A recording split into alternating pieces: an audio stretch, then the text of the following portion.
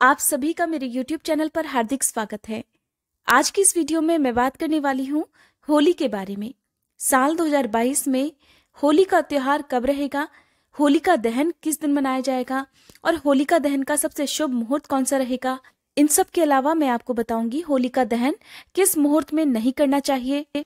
अगर होलिका दहन शुभ मुहूर्त में ना किया जाए, मुहूर्त से पहले या बाद में किया जाता है, तो ऐसे में दुर्भाग्य का सामना करना पड़ सकता है। बहुत सारी समस्याएं, बहुत सारी बाधाएं, कष्ट, दुख जीवन में आ सकते हैं। इसलिए होलिका दहन के शुभ मुहूर्त का ध्यान रखना विशेषतः सभी के लिए जरूरी होता है। हिंदू धार्मिक मान्यताओं के अनुसार और शास्त्रों के अनुसार होलिका दहन पूर्णिमा तिथि में प्रदोष काल के समय किया जाता है। भद्रा रहित प्रदोष व्यापिनी पूर्णिमा तिथि होलिका दहन करने के लिए सबसे उत्तम, सबसे सही मानी जाती है। अगर किसी कारणवश ऐसा योग नहीं होता है तो भद्रा का समय समाप्त होने के बाद ही होलिका दहन किया जाता है। होलिका दहन करते समय एक बात का और ध्यान रखना होता है कि कभी भी भद्रा मुख में होलिका दहन वर्जित होता है। जब भद्रा मुख लगा हुआ हो तो उस समय होलिका दहन भूले से भी नहीं करना चाहिए। अगर भद्रा मुख के समय होलिका दहन किया जाता है तो ऐसे में होलिका दहन करने वालों का या होलिका दहन में जो सम्मिलित होते हैं लोग, उनके साथ बुरा हो सकता है, उनको दुर्भाग्य का सामना करना पड़ सकता है। इसलिए होलिका दहन के समय कुछ बातों का ध्यान रखना सबके लिए जरूरी होता है। हर साल फाल्गुन मास के शुक्ल पक्ष की पूर्णिमा तिथि को होलिका दहन किया जाता है और उसके अगले दिन चैत्र मास की प्रतिपदा तिथि के दिन लोग रंगों का त्योहार होली मनाते हैं। होली से 8 दिन पहले होलाष्टक लग जाते हैं। होलाष्टक के दौरान कोई भी शुभ कार्य करना वर्जित माना जाता है। आइए जान लेते हैं साल 2022 में होलिका दहन और होली की सही तिथि और शुभ मुहूर्त के बारे में। होलिका दहन फाल्गुन मास के शुक्ल पक्ष की पूर्णिमा तिथि को होता है। ऐसे में साल 2022 में 17 मार्च को फाल्गुन मास की पूर्णिमा है और इसी दिन होलिका दहन भी किया जाएगा।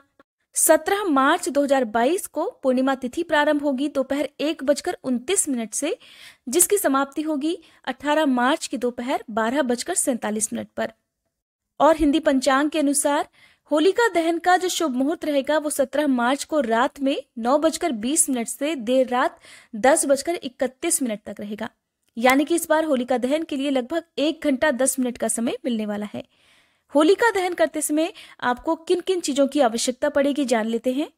होलिका दहन के लिए आपको चाहिए 1 लोटा जल, गाय के गोबर से बनी हुई माला, अक्षत, धूप, दीप, फूल, रोली, कच्चा सूत, गुड़, साबुत हल्दी, मूंग, बताशे, अबीर, गुलाल, नारियल, गेहूं की बालियां और कुछ लोग आज के दिन गन्ना यानी कि ईख भी होलिका दहन करते समय जलाते हैं और उससे बाद में भुने हुए गन्ने को प्रसाद रूप में सभी लोगों में बांटकर खाते हैं।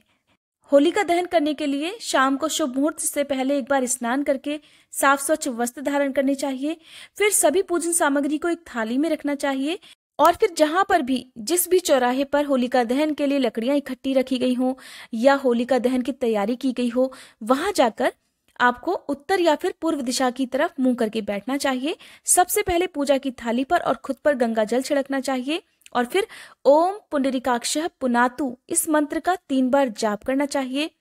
अब दाएं हाथ में जल, चावल, फूल और एक सिक्का लेकर संकल्प लेना चाहिए कि आज आप श्रद्धा पूर्वक होलिका दहन करने जा रहे हैं। होलिका दहन करते समय अगर आपसे कोई भी गलती हो तो उसे होलिका मैया क्षमा करें तथा आप और आपके परिवार को सुखी और निरोगी जीवन का आशीर्वाद प्रदान करें। फिर दाहिने हाथ में फूल और चावल लेकर भगवान गणेश का सबसे पहले ध्यान किया जाता है।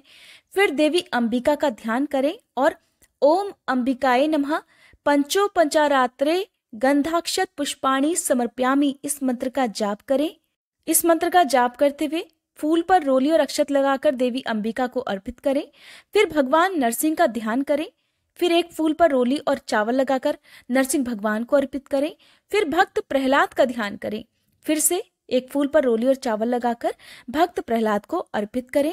अब होलिका के आगे खड़े हो जाएं और फिर होलिका में अक्षत, धूप, फूल, हरी मूंग, हल्दी के टुकड़े, नारियल, गाय के गोबर से बनी हुई जो भी माला है, चाहे उसे आप 5, 7 या 11 की संख्या में भी रख सकते हैं।